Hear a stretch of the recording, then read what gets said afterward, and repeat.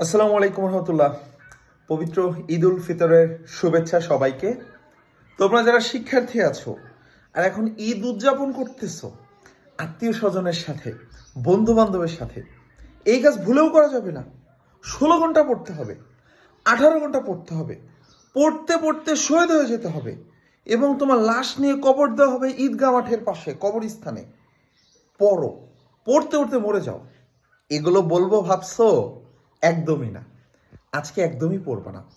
আজকের দিনটা কি করতে হবে? সবার সাথে উদযাপন করতে হবে। আল্লাহ সুবহানাহু ওয়া তাআলা বছরের দুটো দিন আমাদেরকে উদযাপনের জন্য দিয়েছে। তার একটা হচ্ছে ঈদ উল ফিতর আর একটা ঈদ উল আজহা। তো আজকের দিনেও যে আতেলরা পড়তে বসবে এবং মনে করবে একদিনে পড়ে তারা বিদ্যাসাগর হয়ে যাবে, তাদের জন্য এক সাগর সমবেদনা। আল্লাহ তোমাদেরকে হেদায়েত নসিব করুক। পারলে যুদ্ধ ঘোষণা করো সালামির জন্য, আমার থেকে না। আমার ওই বিকাশ কাজ করতেছে না, ঠিক আছে?